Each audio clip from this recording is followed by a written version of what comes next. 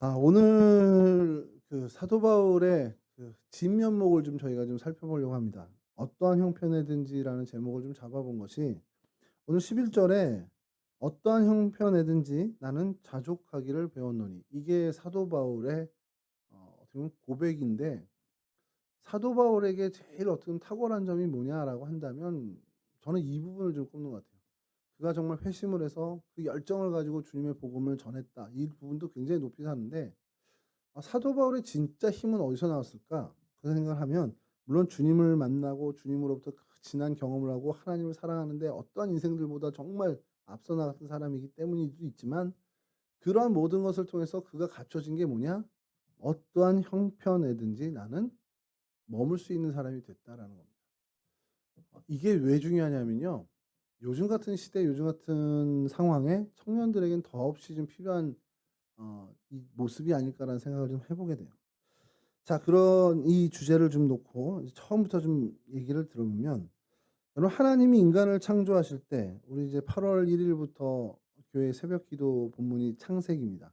창세기 1장 1 절부터 이제 저희가 이제 목사님과 저 이렇게 이제 화요일부터 이렇게 좀 목사님 하시고 그래서 나눠 하는데, 창세기가 뭐죠? 창세기. 영어로 하면 제네시스. 기가 막힌 차죠. 와우.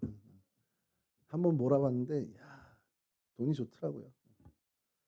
그렇다고 뭐 제가 타고 싶은 마음은 아니고, 저는 뭐 어쨌든 간에 높은 차, 높은 차를 좋아합니다.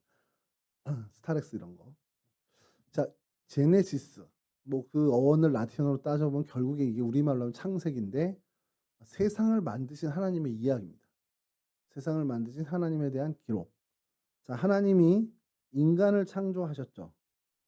인간을 창조하실 때 다른 동물이나 다른 어떤 존재들을 창조하실 때와 완전히 차이가 나는 한 가지를 하나님께서 가미를 하셨습니다. 그게 뭐냐면 하나님의 형상을 따라서, 그리고 하나님의 호흡을 우리 가운데 주셨다는 거예요. 뭐 형상에 대한 뭐 신학적인 얘기들은 굉장히 복잡한 얘기이긴 하는데, 뭐 이마고 데이라고 해 가지고 하나님의 그 관계성에 대해서 얘기하는데 이건 좀 복잡합니다. 그래서 나중에 우리 성경 공부하게 되면은 그 부분에 좀 더 좀 들어갈 텐데, 자, 그건 그건데 어쨌든 재료가 되는 진흙으로 빚으신 다음에 굉장히 독특한 하나님의 그 우화적인 그 기록이긴 한데, 코에다가 하나님의 생기를 불어 넣으셨다는 거예요. 그게 뭐냐면 푸뉴마 해서 하나님의 영입니다. 그러니까 하나님의 영을 주셨다는 거예요. 근데 이 하나님의 영은 원래가 어 자유케 하는 영입니다. 하나님의 영은 매이지 않게 하는 영. 그러니까 오직 하나님만 바라보는, 하나님께만 순종하는 그런 영이죠. 그러니까 하나님의 영은 하나님의 정신이고 하나님의 마음이고 하나님의 가치관, 하나님의 철학이라고 할 수 있어요. 그러니까 우리가 하나님의 영을 받았다. 하나님께서 우리에게 호흡을, 그 코에 생기를 불어넣어 주셔서 하나님의 영이 우리 가운데 임했다면, 우리 역시 하나님과 똑같은 마음, 하나님과 똑같은 정신, 하나님과 똑같은 가치관, 하나님과 똑같은 철학을 가지고 살아가는 존재여야 한다라는 겁니다. 물론 그게 죄 때문에 다 깨졌지만, 여하튼 그 창조의 과정 속에서 보면 우리 인간에게 있어서 그럼 가장 중요한 것이 뭐냐? 결국 진흙 한 덩어리에 불과한 우리에게 하나님의 영이 임했기 때문에 사실 우리는 이런 생명, 살아있는 영, 정말 하나님의 영이 들어있는 존재가 됐다라는 거예요. 그래서 로마서 8장 9 절에 이런 얘기가 있습니다. 누구든지 그리스도의 영이 없으면 그리스도의 사람이 아니라.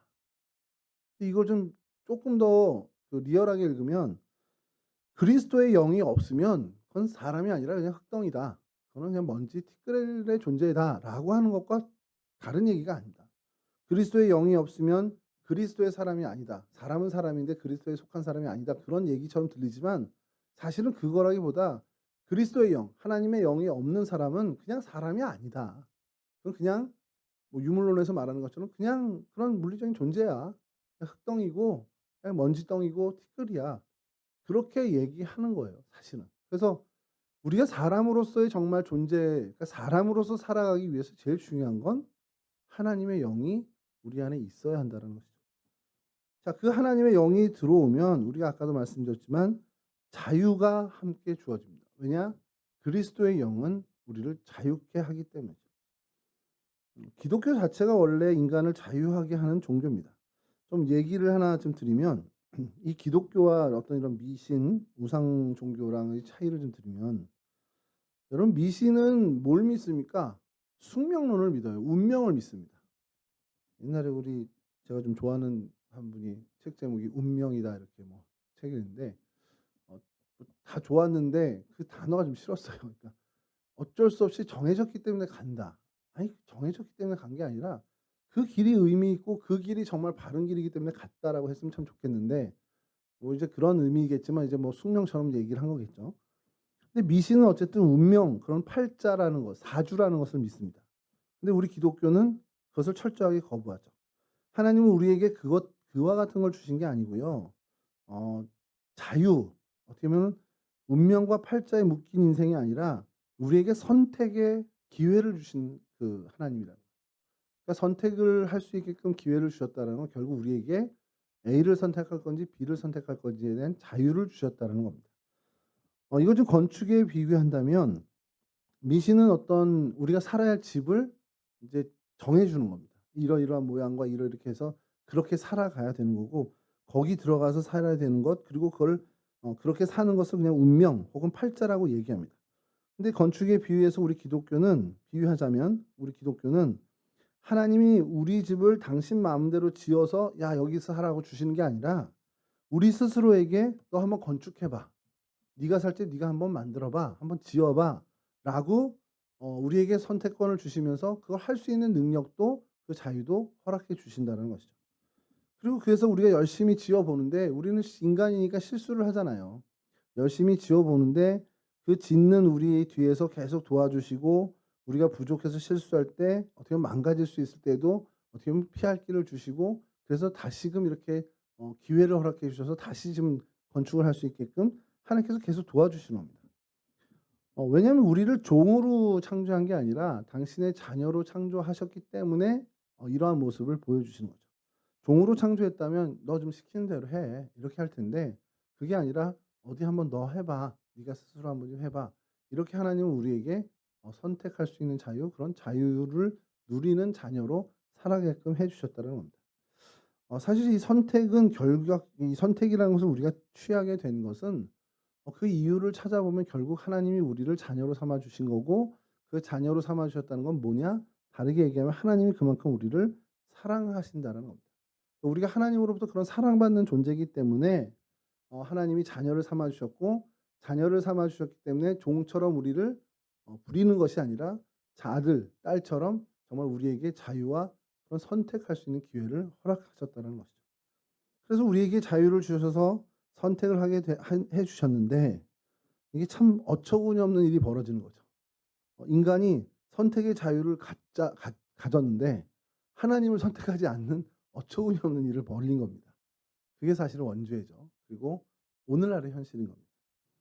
근데 하나님은 그런 어떻게 보면 인간에게 선택받지 못하는 이거 굉장히 좀 이제 하나님 심정을 좀 생각해 보면 와 정말 좀 짠한 거예요. 저희 딸이 저를 선택하지 않아도 진짜 막 되게 마음이 막 서운한데 야 우리 하나님은 얼마나 정말 완전 하나님을 버리는 선택을 했단 말이에요 사람이. 우리 인류 역사가. 하나님이 참 그런 선택 그런 어처구니 없는 아픔을 당하시면서까지도 우리 인간에게 자유를 주셨다는 거예요. 그래서 선택을 하게끔 하셨다는 거예요. 그러다 보니까 이제 그리스도 예수를 통해서 구원받은 하나님의 자녀들은 하나님을 선택하는 자신의 자유를 가지고 하나님을 선택하는 선택을 하게 되죠. 그러니 하나님이 얼마나 기쁘시겠어요. 너 나를 버릴 수 있는 자유 줬는데 불구하고 나를 선택하다니. 별로 이게 안 와닿습니까? 여러분 어떤 자매에게 우리 뭐 다 선택의 자유가 있으니까. 저 자매가 나를 참 선택해 주면 좋겠다 마음하고 있는데 나를 아닌 다른 사람을 선택한 마음이 서운하지 않아요? 그런 적이 없었나 보지. 다 자신 있어 가지고 그냥. 근데 나를 선택할까? 그럼 자신 없는데 하고 있는데 나를 선택했다 그러면 얼마나 기쁘겠습니까? 이제 앞으로 경험해 보세요. 기쁠 겁니다. 그런 일을 당하면 어떻게 나를 선택해 줬지?" 그러면서 막 기쁠 거예요. 그리고 그 자매와 결혼을 해서 가정을 이루게 되면 그 기쁨을 계속 누리면서 살아가는 거겠죠. 그렇게 믿고 사세요. 그렇게 믿고 결혼하는 겁니다. 어떻게 될지 모르지만 어쨌든 그렇게 믿고 가세요. 제가 해줄 수 있는 얘기는 거기까지입니다. 자, 그런데 하나님이 우리에게 자유를 주셔서 당신을 선택하게 하셨어요. 근데 이게 왜 중요하냐?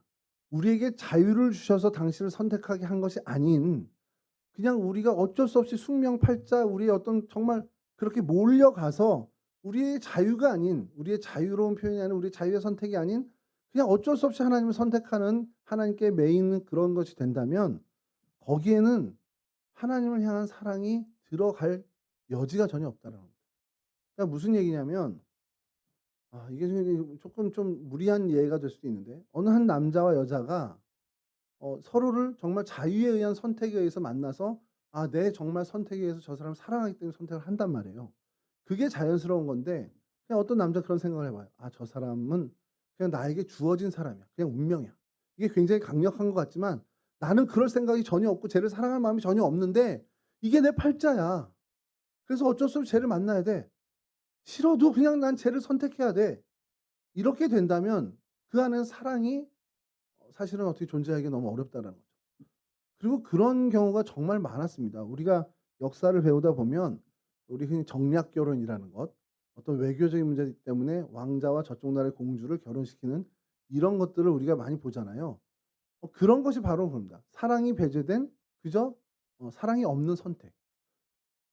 하나님은 그걸 원하는 게 아니라는 거예요. 우리에게 정말 우리에게 소중한 자유를 주시고 그 자유를 가지고 하나님을 버릴 수 있음에도 불구하고 하나님을 선택하는 왜? 하나님을 그만큼 사랑하니까. 그래서 그 선택을 하기를 원하신 겁니다. 그리고 그 선택을 받으셨을 때 하나님이 정말 기뻐 춤추고 하나님께서도 즐거워하신다는 것이죠. 그만큼 하나님이 우리를 사랑하시기 때문에 그래요. 하나님이 우리를 그만큼 사랑하시기 때문에 우리도 하나님을 그렇게 사랑하시는 것을 하나님은 정말 기뻐하십니다. 여러분 크리스천으로 산다라는 건 뭐냐? 하나님의 영으로 충만한 삶을 산다는 것을 의미합니다. 하나님 외에는 어떤 것에도 얽매이지 않고 하나님께만 얽매이고 그래서 오히려 세상에 대해선 자유한 사람으로 산다라는 것을 의미하는 거예요. 내가 하나님을 선택했기 때문에 나는 하나님에게만 매인다. 내가 하나님에게만 자유롭지 못한 사람이다. 하나님에게만 내가 복종하는 하나님에게만 내가 순종하는 사람이다. 이것은 곧 뭐냐? 세상에 대해서는 난 자유한 사람이다라는 거예요. 세상에 얽매이지 않고 세상의 어떠한 것도 나를 속박할 수 없는 그러한 삶으로 난 살겠다라는 것이 바로 크리스찬으로 산다라는 것의 의미입니다.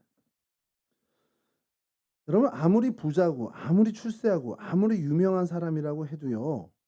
그 사람이 진짜 행복하다 아니다라고 얘기한다라면 우리는 어느 누구도 저 사람 부자니까 행복할 거야. 저 사람 출세 있고 유명한 사람이니까 행복할 거야라는 것은 그냥 우리의 상상일 뿐입니다. 실제 그런지 아닌지는 아무도 모른다는 거죠. 여러분 우리가 어 어떠한 모습 어떠한 형편에 있든지 그 형편과 상황 속에 하나님이 안 계시다면 사실 우리는 그런 어떤 행복 진짜 하나님이 주신 행복을 누릴 수가 없어요. 왜냐하면 그 모든 행복과 진짜 평안 진짜 행복은 하나님으로부터 오기 때문에 그렇습니다. 하나님과 무관한 삶을 사는 사람이 아무리 세상적으로 성공하고 세상의 어떤 부러움을 받는다고 해도 뭐 잠깐 어떻게 보면 우쭐할 수는 있겠지만 진짜 하나님이 주시는 진짜 평안 하나님만 주실 수 있는 그 진짜 행복은 누릴 수가 없는 거예요. 왜? 하나님과 연결 통로가 없기 때문에. 근데 그 사람의 삶이 세상 사람들이 볼 때 뭐 그렇게 흠모할 만한 그 어떤 그 형편도 아니고 세상 사람들이 볼 때 뭐 세상의 어떤 외모의 기준으로도 그렇게 뭐 잘난 모습도 아니고 세상 사람들이 봤을 때 그렇게 성공한 모습이 아니라 할지라도 그 사람이 하나님과의 정말 끈끈한 관계 하나님과의 정말 연결 통로가 확실한 사람이라면 그는 하나님으로부터 진짜 행복과 진짜 평안을 누리는 사람이 될 수 있다는 거예요. 그러니까 우리가 얘기하는 평안과 행복과 어떤 뭐 기쁨과 즐거움 진짜 의미에서 우리가 잠깐 뭐 막 음악 나오니까 막 쿵쿵 뛰면서 막 흥분하는 그런 감정의 동요 말고 진짜 기쁨과 진짜 행복과 진짜 하나님이 주신 평안은 결국 하나님과 어떤 연결 통로를 갖고 있느냐라는 거예요. 그게 결국에 하나님의 영이 우리 안에 있어야 되는 거고 그 하나님의 영이 우리 안에 있어서 우리에게 자유가 주어졌을 때 우리가 그 자유를 통해서 세상을 선택하는 것이 아니라 하나님을 선택했을 때 그 연결 통로가 하나님과 정말 맺어질 수 있다라는 겁니다. 자꾸 이제 말씀 준비하면서 연결을 막 이제 타이프 치려고 그러니까 자꾸 연결고리 뭐 너와 나의 연결고리 뭐 이게 자꾸 떠오르는데 아니 그런 어떤 우스갯소리를 하는 게 아니라 진짜 이 연결이라는 게 엄청 중요한 거예요. 너 어디에 연결돼 있냐? 아니 너 어디에 이어져 있냐? 너 하나님과 어떤 끈으로 살고 있냐? 너 하나님과 관계가 있냐? 이거를 이제 내 안에 스스로의 질문을 해 보는 겁니다. '내가 정말 하나님과의 관계의 끈이 있나?' 그러니까 쉽게 해서 우리 친한 친구들 며칠 몇 달을 연 전화 안 하다가도 그냥 1년 만에 전화해서도 "뭐 잘 지내냐?" 그러면서 어제 통화한 것 같은 정말 끈끈함을 우리가 할 때가 있잖아요. 그런 친구 없습니까? 아니 예전에 헤어진 여자친구는 안 되지 그게 당연히. 예전에 헤어지 뭐 3-4년 사귀었는데 헤어졌다가 오랜만에 전화했더니 뭐 그 3-4년 사귀었을 때로 돌아간다. 이거는 이상한 사람이고 그건. 친구들, 친구들. 어릴 때부터 같이 자란 친구들, 교회 친구들 근데 이제 삶이 바빠서 연락이 좀 드물다가 어느 날 그냥 생각나서 인연 생일이네 하고서 전화해서 "야 1년 만인데 생일 축하한다. 야 넌 뭐 생일날만 전화하냐." 그러면서 막 대화를 하다 보면 어제 통화한 것 같은 친근감이 다시 생긴다라는 거예요. 하나님과는 뭐 그렇게 하면 안 되지만 그래도 정말 오랜만에 하나님께 정말 기도하며 "하나님 내가 참 게을렀어요. 하나님 찾지도 않고 너무 세상이 바쁘게 살아왔지만 하나님 나 다시 하나님 보고 싶어요. 하나님께 다시 예배드리고 싶어요." 했을 때 하나님이 너무 어색하지 않은 거죠. 막 정말 어제 기도한 것처럼 하나님 친숙해지는 겁니다. 그런 관계의 끈 그만큼의 하나님과의 친밀감이 우리 안에 있냐라는 거예요. 그게 있다면 우리는 정말 감사한 겁니다. 어제 그렇게 막 부흥회를 하고 뜨겁게 했는데 오늘 다시 하나님을 찾으려고 그러니깐 어색해. 낯설어. 하나님 어제 만났었는데 분명히 나한테 그런 감동 주셨는데 그게 사실은 참 불행한 겁니다. 그래서 여러분 청년기 뭐 청소년 때부터 그러면 참 좋은데 청년 때 청소년 때에 하나님께 대해서 익숙한 사람이 됐으면 좋겠는 게 이건 좀 약간 좀 격기로 나가서 좀 그렇지만 말씀을 준비하다가 딱 '아 이게 좀 제일 적절하지 않겠냐.' 생각이 든 게 저희 아버님이랑 이렇게 얘기를 저희 아버지가 이제 요즘 편찮으셔서 좀 얘기할 기회가 있는데 가끔 얘기하다 보면 저희 아버지가 좋아하는 이제 노래들이 있어요. 물론 이제 찬송가는 아닙니다. 가요인데 그 노래를 좋아하시는 그 노래가 언제적 노랜가 이렇게 하다 보면 저희 아버지 젊으신 시절이에요. 근데 저희 아버님이 뭐 지금 이제 80이 넘으셨는데 70대 60 대에도 신곡은 나왔습니다. 그리고 어르신들을 대상으로 한 트로트도 그때 나온 게 많아요. 그럼에도 불구하고 저희 아버지의 선호하는 음악은 늘 저희 아버지 청년기 때 가 있습니다. 근데 저도 그래서 제가 저를 한번 살펴보면 제가 요즘도 듣고 제가 요즘도 밤에 혼자 멜론 틀어 놓고 이렇게 하면 이제 아이들과 집사람이 "좀 그만하라."고 그러죠. 아니 도대체 뭐 하는 거냐고. 그런 음악 틀어 놓는다고 막 이제 싫어해요. 근데 저는 이제 좀 옛날 발라드를 좋아하는데 왜 그런가 했더니 제가 가장 감성에 예민했던 고등학교 시절 그 시절에 유행했던 노래들 그걸 되게 좋아해요. 그리고 그걸 지금 들으면 그 음악은 타임머신 같다라는 윤종신 선생님의 말씀처럼 그 시절로 자꾸 돌아가는 거예요, 제 기억이.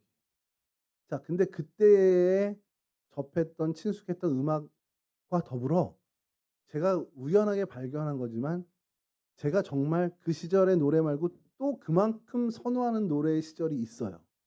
그게 93년 하반기부터 95년 상반기 때의 노래입니다. 왜일까요?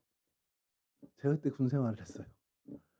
너무 힘들고 너무 처절할 때마다 여러분들은 잘 모르지만 마이마이라는 카세트로 테이프에 이렇게 해서 김광석 노래를 테이프로 사 휴가 나면 들어가면 사 가지고 막 춘천 가는 버스, 화천 가는 버스 갈아타면서 계속 듣고 가고 그리고 근무 나가서도 뭐 지금 밝히면 인제 뭐 영창 갈 일이지만 음악 틀어 놓고 막 그때 서시라는 신성우의 노래를 들으면서 '그래 나도 해가 지기 전에 가고 싶었어.' 이러면서 막 감정이입이 된 거죠. 그때 제가 그 최고조의 감정 정말 좋을 때 시절에 그 친숙했던 음악이 지금 나이 50이 됐는데도 가사를 외우고 있습니다. 그냥 들리면 저도 따라 불러요, 보지 않고도. 그래서 제가 무슨 생각을 했냐면 '그래.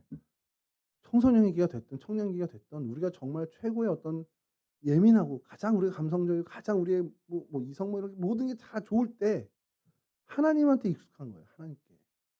하나님께 익숙하고 정말 하나님과 가까워하고 그 하나님의 은혜의 체험을 하고 하나님이 나를 만져 주시는 그 경험을 한다면 삶을 어떻게 살고 어떻게 우리가 험난한 험악한 세월을 지나도 우리는 그 기억 때문에라도 다시 하나님께 돌아올 수 있는 여지가 있겠구나라는 겁니다. 근데 그 기억이 나이가 들어서 많을수록 사실은 참 하나님과의 그 끈끈함이 확실히 좀 덜하는 걸 보게 됩니다. 제 목회하는 친구들인데 어려서부터 그냥 교회를 쭉 다녀온 친구가 목사가 된 친구가 있고 어느 날 갑자기 정말 은혜를 받아서 일반대 다니다가 졸업하고 바로 신학대학 와 가지고 목사가 된 친구도 있습니다.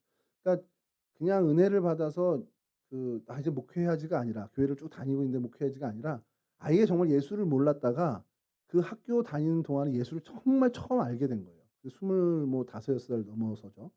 그리고서는 이제 신학대학 원에 와서 목회를 하는 친구가 있는데 이게 여러분 뭐 단정한 건 아니지만 단정을 짓는 건 아니지만 어려서부터 그 하나님을 만나는 거에 익숙해진 사람하고 그 어린 시절은 다 통째로 없어지고 그래도 좀 나이 들어서 하나님을 만나게 된 그 친구하고요. 차이가 있더라는 겁니다. 더 뭐 뜨겁게 더 진지하게 뭐 더 어떻게 보면은 뭐 신비한 체험은 이 친구가 더 많이 했어요. 나이 들어서 하나님을 알게 된 친구가 정말 저희가 생각할 때도 뭐 바울의 삼층천 같은 거 뭐 이런 거 경험하고 막 이랬단 말이에요. 그러니까 참 어떻게 저런 걸 경험하지? 나도 참 경험하고 싶다.' 이런 놀라운 체험에 대한 그 친구랑 얘기하다 보면은 그런 게 소망이 있는데 이 친구는 그런 경험이 전혀 없음에도 불구하고 그냥 되게 안정돼요. 그냥 늘 하나님과 너무 친한 거야. 그냥 아버지 대하듯이 정말 친한 겁니다. 어느 게 좋다 나쁘다가 아니라 그렇다면 어차피 우리 모태신앙으로 시작된 친구들이잖아요. 우리 동성교 청년분들 대다수가. 그러면 '그래 하나님과 익숙한 거에 더 집중해 보자.'라는 거죠. 우리 슬기자매 같은 경우는 이렇게 놀라운 체험들 막 하면서 하나님을 더 알아가겠죠. 그러니까 하나님이 그에게 가장 적절한 방법으로 만나 주시는 거를 제가 보게 됩니다. 장단점이 다 있어요. 근데 뭐 나의 장점은 다 뒤로 하고 저 사람 장점 보면서 제가 난 저런 신앙이 참 좋은데.' 이럴 필요도 없고 하나님이 나에게 이때 만나 주셨으면 '이때 만나 주신 어떤 의미가 있겠구나.' 그걸 계속 좀 우리가 하나님을 만나가는 데 좀 친숙한 지금 이 순간에도 만나가는 데 친숙한 것에 좀 힘을 쏟아야 된다는 겁니다. 왜냐하면 우리한테 선택이 주어졌고 자유가 주어졌기 때문에 그 자유를 갖고 매일매일 하나님을 선택하면서 살아갈 때 하나님과 동행하는 삶을 살 수 있게 된다는 거죠. 그렇게 하나님은 우리를 만드신 거거든요 원래가. 근데 이게 어디서 다 깨졌냐? 죄의 문제에서 자꾸 깨지는 겁니다. 원죄가 일단 제일 처음에 들어와서 우리가 죄성을 갖게 됐는데 그러다 보니까 우리가 자칫 잘못하면 우리의 이 자유를 가지고 하나님을 선택하는 게 아니라 세상을 자꾸 선택하게 되는 거예요. 그러니까 우리가 계속 노력하고 스스로를 계속 경계하고 스스로를 점검하지 않으면 우리는 우리에게 주어진 자유를 하나님을 선택하는 것이 아니라 하나님을 버리는 데 사용할 수 있는 여지가 있는 사람들이라는 겁니다. 그런 존재라는 거예요. 그러니까 계속해서 말씀을 가까이 하고 신앙의 행보를 정말 열심히 걷기 위해서 노력해야 된다는 거죠. 이렇게 얘기하면 별거 아닌 것처럼 얘기 그래 뭐 좋은 말씀입니다." 이러는데 여러분 이게 굉장히 여러분들의 인생을 좌지우지할 만한 엄청 중요한 얘기입니다. 여러분 보세요. 이 죄로 인해서 우리가 하나님을 버리게 되는 하나님을 선택하지 않게 되는 가능성이 우리 안에 들어왔단 말이에요. 그리고 그 가능성이 요만한 가능성이었는데 우리가 그거를 경계하지 않으면 그 가능성은 점점점 커집니다. 그리고 결국에는 어떻게 되냐? 하나님을 선택하고 산다라는 게 정말 희박하게끔 그런 인생으로 살아가게 된다. 그런 인생들이 어떤 인생입니까? 세상에 얽매이는 인생이 되는 거예요. 남들보다 좀 더 좋은 거 먹어야 돼. 남들보다 쪼끔 더 좋은 집에 살아야 돼. 쪼끔이 아니지 훨씬 좋은. 남들보다 훨씬 더 괜찮은 환경에서 나는 내 아이들을 키워야 돼.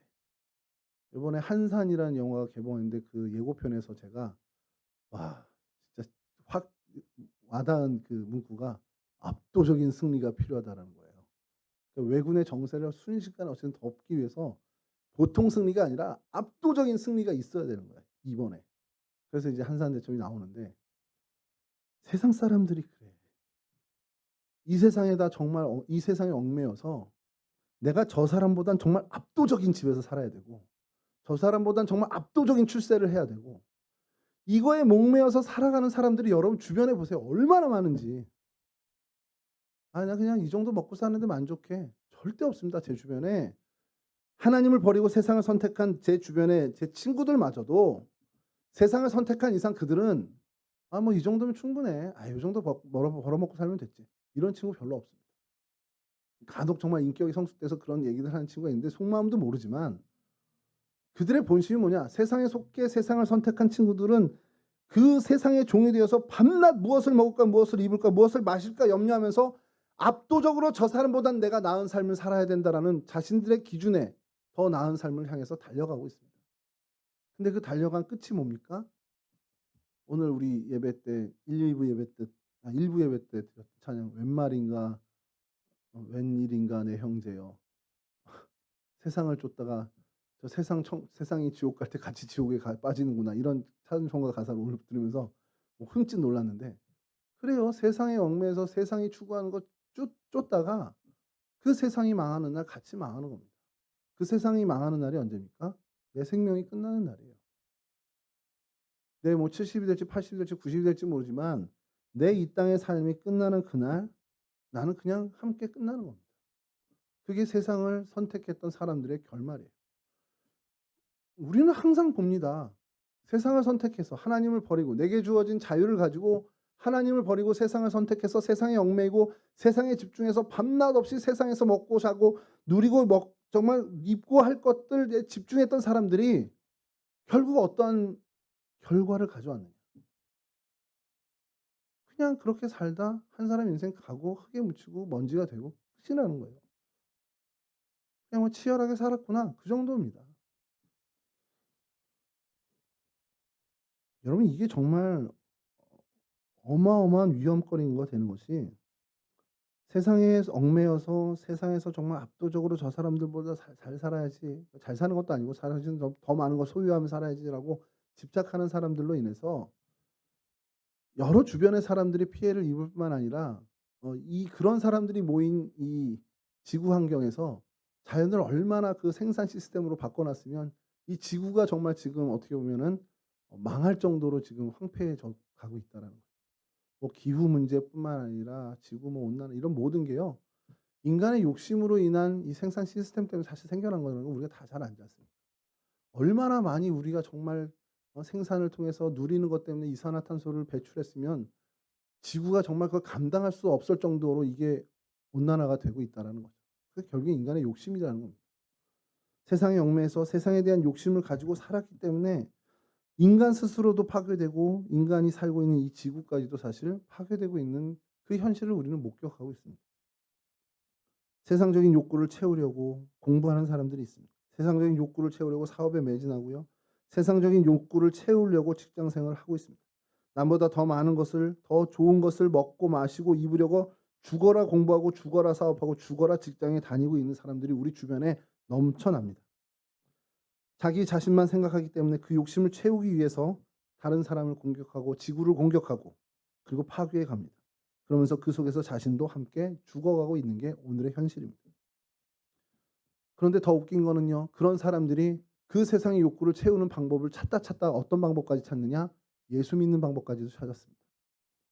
이게 굉장히 당황스러운 건데요.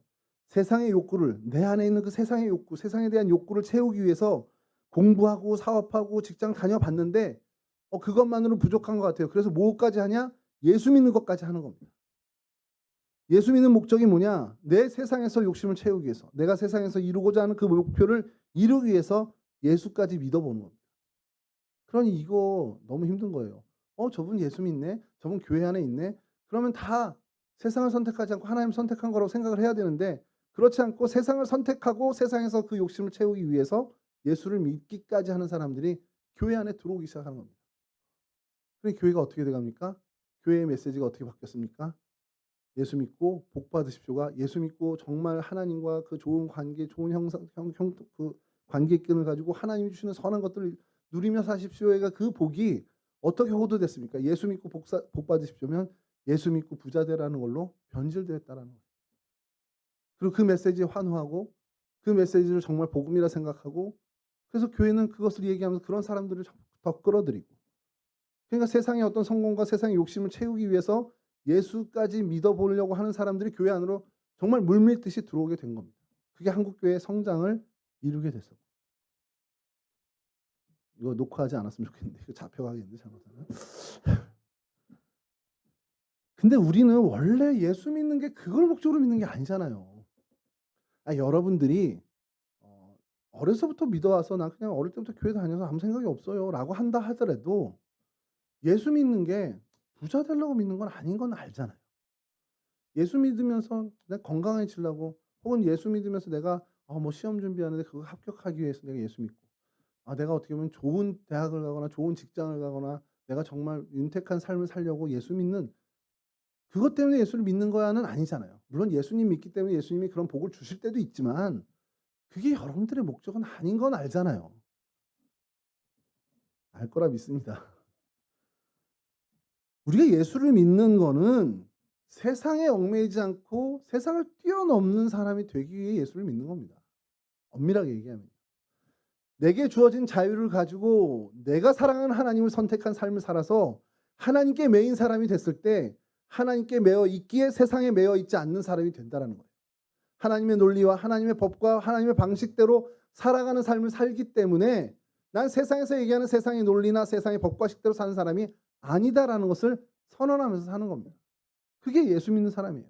그걸 오늘 설교에서는 다시 한번 얘기하지만 세상을 뛰어넘는 정말 세상으로부터 자유한 사람이 되기 위해 우리는 예수를 믿고 있고 그게 목적이긴 아니지만 어쨌든 예수를 믿고 예수님과 친근하고 예수님의 정말 우리가 친구가 됐을 땐 우리는 자연스럽게 세상을 뛰어넘는 세상에 연연하지 않는 사람으로 살아간다라는 겁니다. 세상에서 부자가 되고 세상에서 더 출세하기 위해서 예수를 믿는 사람과는 질적으로 다른 클래스가 다른 삶을 살아가게 된다는 거예요. 그것을 뛰어넘어 자유하는 사람. 여러분 자유하는 사람은 세상에 절대 얽매이지 않는데 이 얽매이지 않는다는 건 바꿔 얘기하냐면 뭐냐면 세상에 집착하지 않는다는 겁니다. 적절한 표현인지는 모르겠지만 난 저 여자에게 집착하지 않아.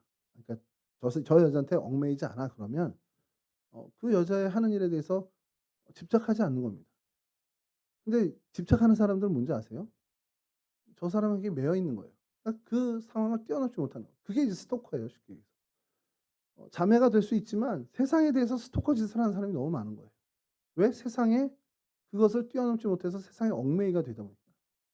세상이 이렇게 바뀌면 저기 또 쫓아가야 되고 세상이 저렇게 바뀌면 저렇게 막 쫓아가야 되고 세상에서 이거 얘기하면 그것도 해 봐야 되고 그냥 세상이 하자는 대로 계속 얽매여서 쫓아가는 그 세상이 어떻게 바뀌는지 계속 그거에 몰입하고 그거에 집착하고 있는 그 모습은 크리스찬의 모습이 아니라는 겁니다.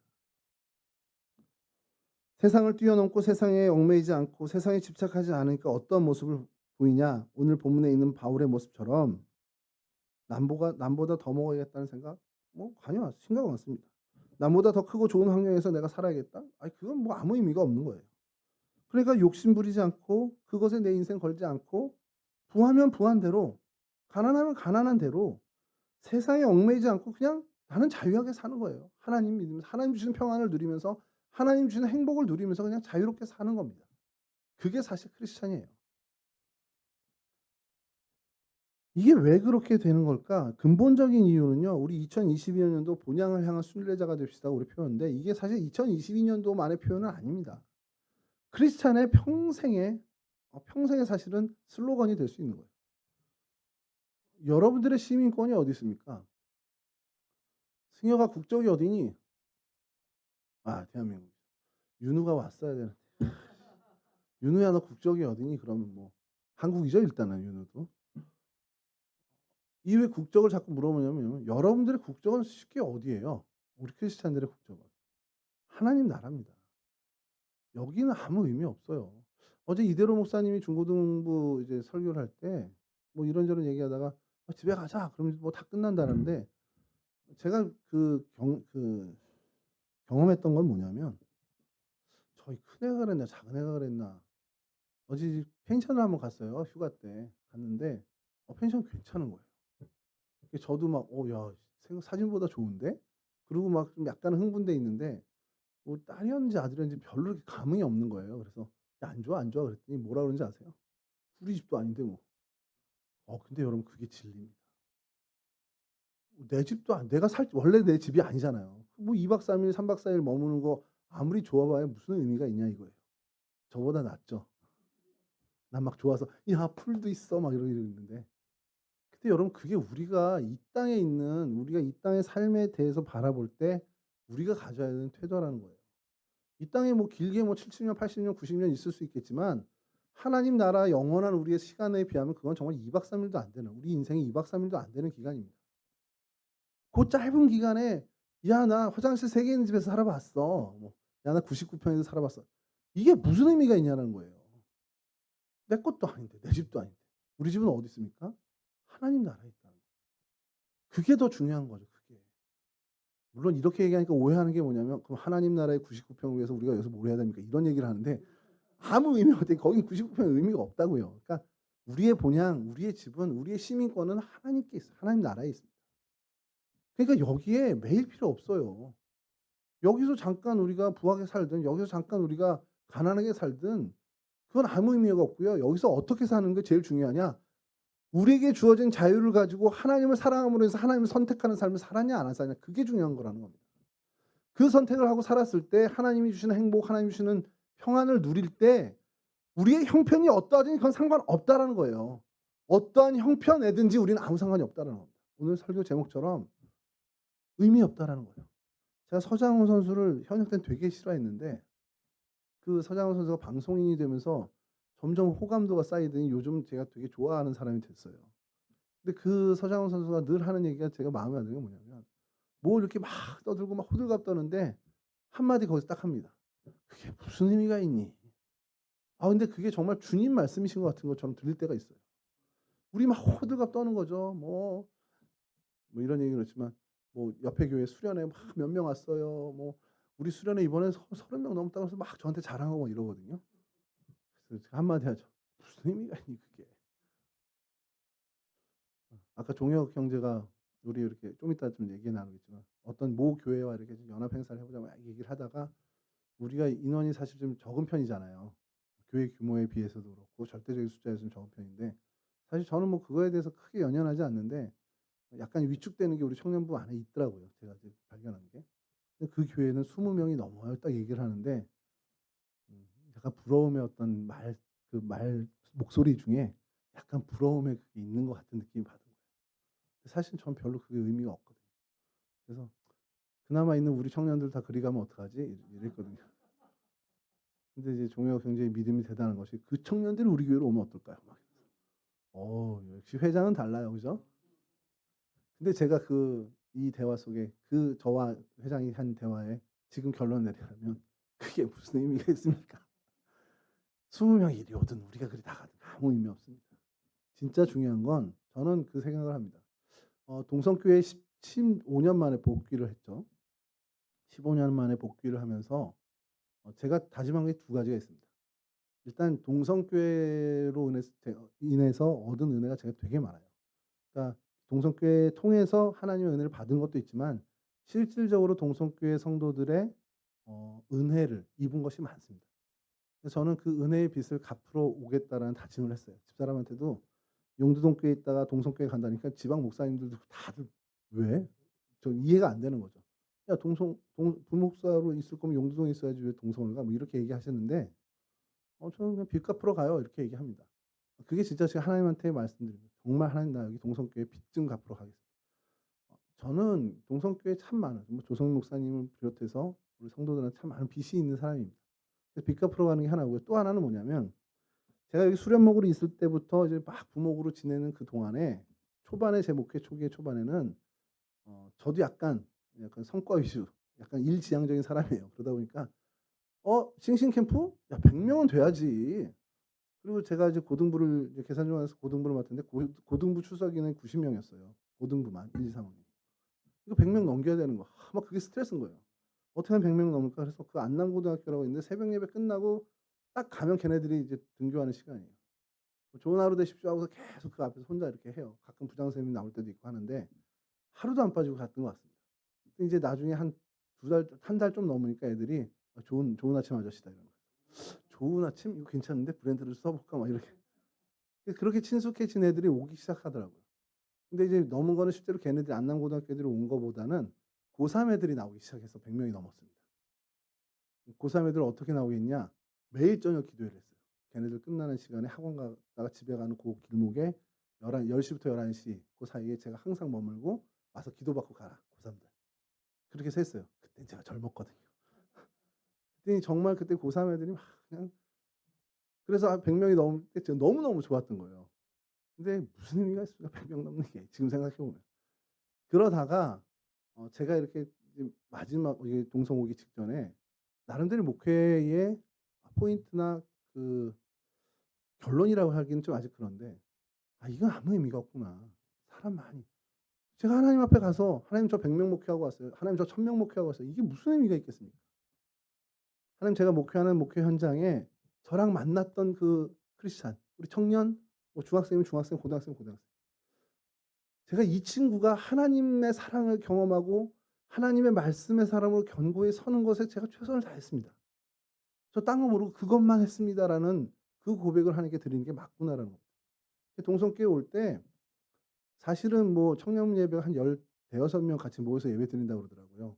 그때 그 얘기 듣고도 '청년부 많이 줄었네.' 이런 생각이 들었단 말이에요. 그래서 아까 종혁 형제한테 얘기했더니 "그건 아주 옛날인데요." 그러더라고요. 뭐 5에서 7, 8명 정도. 그래서 '그래? 그럼 나 속은 건가?' 이런 생각이 드는데 그 인원이 문제가 아니라 여러분들 한 사람 한 사람하고 어쨌든 간에 시간이 더 필요하겠죠. 더 인간적인 관계에서 친해지는 것들을 포함해서 영적인 어떤 교제를 계속 나누고 말씀으로 가까이 계속하면서 여러분들이 적어도 '아 그래 가우진 목사를 만나서 같이 지내는 동안에 아 그래 그래도 내가 신앙적으로 영적으로 좀 성장한 것 같아. 그래도 그런 어떤 기반이 좀 닦여진 것 같아. 내가 한 걸음이라도 하나님하고 가까워졌어.'라는 고백이 될 수 있게끔 그거에 저는 정말 주안점을 맞춰요. 그러니까 사실은 인원이 느는 건 별로 좋지 않아요 저한테는. 요 인원만 가져도 충분할 수 있습니다. 벅차요 이 정도 인원도. 그러니까 그게 중요한 거예요. 여러분 세상에 우리가 얽매이지 않고 하나님께 얽매이는 사람으로 정말 우리가 하나님을 사랑하기에 우리에게 주신 자유를 가지고 하나님을 선택한 사람은 세상 사람들이 얘기하는 기준 그래 그 교회는 몇 명 모여? 그 교회는 예산이 얼마 이거 아무 중요하지 않다라는 겁니다. 너 오늘 그 청년 위해서 어떻게 기도했니? 기도는 했니? 너 오늘 새벽 예배 때 청년들 이름 한 명 불러가면서 기도는 했니? 그게 사실 찔리고 그게 아픔이고 그게 정말 우리를 흔드는 마음이 돼야죠. 제가 딴 건 모르는데 금요일은 철저하게 여러분들 위해서 기도합니다. 한 사람 한 사람을 놓고 금요일은 확실히 왜 금요일을 정했는지는 모르겠는데 그 아이유의 금요일에 만남의 노래가 그날 흘러나오고 있어서 '그래 내 금요일에는 내가 청년들 한 명 위해서 다 기도하겠다.' 그래서 금요일은 좀 늦게 내려와요. 금요일은. 토요일이 금요일이 제가 이제 인도하는 날인데 그날은 좀 그렇게 하고 토요일은 사실은 좀 여기 준비할 게 좀 있어 가지고 쪼끔 이제 다른 기도하고 우리 중고등부나 교회학교에서 기도하다 내려오는데 여러분 이름 한 사람 한 사람을 놓고 기도하는 날은 금요일은 확실하고 다른 날은 또 되는 날은 또 하지만 금요일만큼은 여러분들 한 사람 한 사람 놓고 기도하고 여러분들이 어떠한 기도 제목이 있는지 어쨌든 전 잘 모르는 부분이 있으니까 하나님이 계속해서 그때 주시는 생각으로 기도를 하고 있습니다. 그게 제가 할 일입니다. 동성계 청년 몇 명 모였대? 뭐 예배실 바뀌고 나서 좀 부흥했니? 이런 질문에 제가 휘둘리지 않아야 된다라고. 그건 왜냐하면 세상에 얽매이는 거예요, 그거는. 세상 기준에. 여러분들도 그러기를 바랍니다. 정말 하나님에게 매여서 하나님의 법과 식대로 살아가서 하나님께는 정말 여러분들이 비자유인이 되시길 바라고요. 그런 하나님께 매였기 때문에 이 땅의 모든 기준들, 세상 사람들이 얘기하는 세상의 법칙이나 세상의 지혜롭다고 하는 그 모든 것에 대해서는 정말 뛰어넘는, 얽매이지 않는 진정한 자유인이 되셨으면 좋겠습니다. 여러분 믿음은 정말 세상을 뛰어넘는 겁니다. 정말 하늘에서 세상을 바라본다라고 할 정도의 그런 표현처럼 멀리서 바라보는 그겁니다. 그렇기 때문에 이 땅의 세상에 살아도 세상에 얽매이지 않는 게 바로 믿음의 사람이라는 겁니다. 세상 때문에 울고 웃고 하는 게 아니라 정말 그것을 넘어서서 초월해서 정말 어떻게 보면은 허허하면서 웃으면서 살아가는 그런 삶의 모습이 바로 믿음의 삶이라는 겁니다. 그래서 세상과는 상관없어요. 세상과 상관없이 항상 기쁠 수 있고 세상과 상관없이 내 형편과 상관없이 하나님 앞에 항상 감사할 수 있는 게 그래서 믿음의 삶이라는 겁니다. 이 땅에 살지만 하늘나라를 사는 사람이 바로 믿음의 사람입니다. 저는 우리 청년들이 그러한 삶을 이 청년의 때부터 살아갈 수 있기를 간절히 바랍니다. 가능합니다. 하나님이 나를 붙잡아 주시고 하나님과 동행한다면 그것은 언제나 가능한 얘기입니다. 말씀 마치겠습니다. 믿음으로 세상을 뛰어넘는 여러분들 되시기를 간절히 축원합니다. 믿음으로 하늘을 품고 믿음으로 하늘을 살고 그래서 정말 세상 형편과 세상 처지에 정말 일희일비하는 부안해동하지 않는 그런 진정한 자유인들이 되실 수 있기를 주님의 이름으로 간절히 축원합니다. 기도하겠습니다. 참 좋으신 하나님 감사합니다.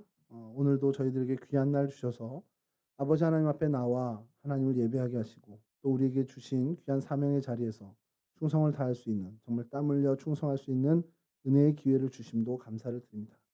특별히 하나님 우리에게 젊은 날을 주셨음에 감사를 드립니다. 이 젊은 날 하나님을 알게 하시고 하나님께 집중할 수 있는 기회를 주심에 더욱 감사를 드립니다. 하나님 우리 동성계 청년에 속한 모든 청년들 한 사람 한 사람을 기억하여 주시고 그들의 삶의 자리에서 늘 함께해 주셔서 이 세상에 정말 이 두 발 딛고 살아갔지만 그러나 하나님 그들이 진정으로 하나님 나라를 살아가는 천국 백성임을 놓치지 않게 하여 주셔서 정말 하나님과 동행함으로 인해서 하나님 세상에 얽매이지 않고 세상에 뛰어넘는 정말 세상으로부터 자유한 참 자유인으로 살아가는 귀한 우리 청년들이 될 수 있도록 도와주시옵소서. 땅에서 살지만 하늘을 사는 사람들이 되길 소원합니다. 정말 믿음으로 하늘을 품고 살게 하시고 믿음으로 천국을 살아가는 정말 세상 형편에 정말 일희일비하지 않는 진정한 자유인이 될 수 있는 우리 청년들 모두가 될 수 있도록 도와주시옵소서.